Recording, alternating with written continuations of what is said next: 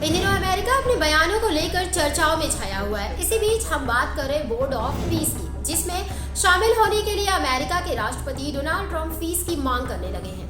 अमेरिकी राष्ट्रपति Donald Trump ने गाजा के विकास के लिए national committee for the administration of Gaza यानी NCAG के गठन के साथ ही इसकी निगरानी के लिए बोर्ड ऑफ पीस के गठन का ऐलान कर बैठे।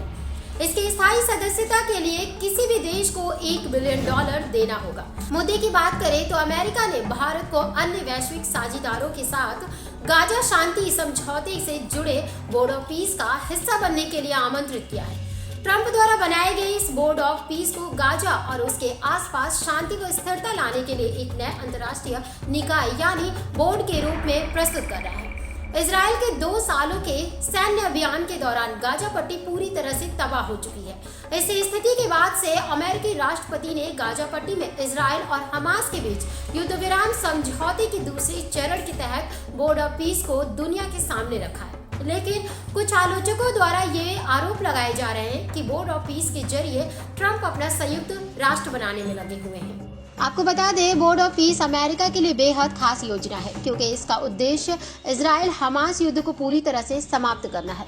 इस सिलसिले में संयुक्त राज्य अमेरिका के भारत में राजदूत सर्जियो गोरे ने अपने ट्वीट में कहा, मुझे गर्व है कि मैं राष्ट्रपति डोनाल्ड ट्रंप का निमंत्रण प्रधानमंत्री नरेंद्र मोदी को दे रहा हूं, ताकि वे बोर्ड ऑफ पीस में भाग ले, जो गाजा में स्थायी शांति लाएगा। यह बोर्ड प्रभावशाली शासन का समर्थन करेगा, जिससे स्थिरता और समृद्धि प्राप्त होगी। ऐसे में माना यह जा रहा है कि अगर भारत इस नेतृत्व को स्वीकार करता है तो वह 3 वर्षों के लिए इस बोर्ड का हिस्सा बनेगा। इसी बीच आप ये सोच रहे होंगे कि बोर्ड ऑफ पीस क्या है, जिसमें कई देशों को शामिल करने के लिए डोनाल्ड ट्रंप फीस की डिमांड तक करने लगे हैं। दरअसल गाजा शांति बोर्ड अमेरिकी राष्ट्रपति डोनाल्ड ट्रंप द्वारा गाजा में स्थायी शांति पुनर्निर्माण और शासन व्यवस्था की निगरानी के लिए गठित एक अंतरराष्ट्रीय निकाय है। यह बोर्ड ट्रंप की 20 सूत्रीय शांति योजना के दूसरे चरण का एक महत्वपूर्ण हिस्सा है। इसका मुख्य काम गाजा के विसैन्यीकरण, विकास, मानवीय सहायता, गाजा में युद्ध विराम के बाद वहां की जर्जर हालत को सुधारना, पुनर्निर्माण के लिए धन जुटाना और उसकी निगरानी जैसे कार्य हैं। इसकी सुरक्षा के लिए इंटरनेशनल स्टेबलाइजेशन फोर्स की तैनाती की जाएगी। इस फोर्स को बोर्ड का समर्थन भी प्राप्त होगा। खास बात तो यह है कि इस बोर्ड ऑफ पीस के अध्यक्ष अमेरिकी राष्ट्रपति डोनाल्ड ट्रंप ही होंगे, जिनके पास वीटो शक्ति बरकरार होगी। ट्रंप ने इस बोर्ड में नियुक्त लोगों के नाम का जिक्र भी किया है।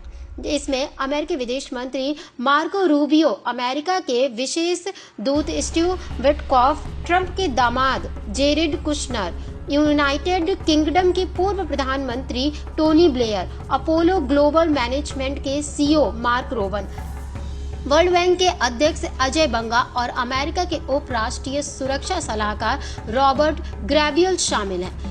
एक रिपोर्ट्स के अनुसार इस बोर्ड में 3 साल से अधिक स्थायी सदस्यता के लिए सदस्य देशों को गाजा के पुनर्निर्माण हेतु $1 बिलियन का योगदान देने का प्रस्ताव रखा गया है। जो देश इस राशि को देने में असमर्थ होगा, उनकी सदस्यता केवल 3 साल के लिए ही लागू होगी। वहीं गाजा में ट्रंप की 3 स्तरीय गवर्निंग बॉडी कुछ इस तरह से काम करेगी, क्योंकि इसके 3 स्तर है। पहली बोर्ड ऑफ पीस, दूसरी गाजा कार्यकारी बोर्ड और गाजा प्रशासन के लिए राष्ट्रीय समिति। गाजा कार्यकारी बोर्ड अंतर्राष्ट्रीय नेतृत्व और जमीनी प्रशासन के बीच ऑपरेशनल इंटरफेस के रूप में काम करेगा। इस बोर्ड में अपनी भागीदारी निभाने के लिए तुर्की, कतर, मिस्र और UAE के क्षेत्रीय प्रतिनिधित्व के साथ ही वर्ल्ड बैंक और नीदरलैंड के अधिकारी भी शामिल हैं। ऐसे में व्हाइट हाउस ने एक बड़ा बयान दिया और कहा, बोर्ड प्रभावी शासन और गाजा के लोगों के लिए शांति, स्थिरता और समृद्धि को बढ़ावा देने वाली सबसे अच्छी कैटेगरी की सेवाओं के वितरण में सहायता करेगा। ट्रंप के इस बोर्ड की हो रही आलोचना के पीछे का कारण गाजा कार्यकारी बोर्ड को अमेरिका ने बनाया है, लेकिन इसके बावजूद इजराइल इसकी आलोचना करने पर उतर आया है। इसमें तुर्की और कतर के प्रतिनिधियों को शामिल करने को लेकर ट्रंप को इजराइल के विरोध का सामना तक करना पड़ा, जहां इजरायली प्रधानमंत्री बेंजामिन नेतन्याहू के कार्यकाल ने कहा, इस कार्यकारी समिति का गठन इजराइल के साथ कोऑर्डिनेट नहीं किया गया था। ऐसी खबरों को देखने के लिए बने रहिए जर्नलिस्ट कैफे न्यूज।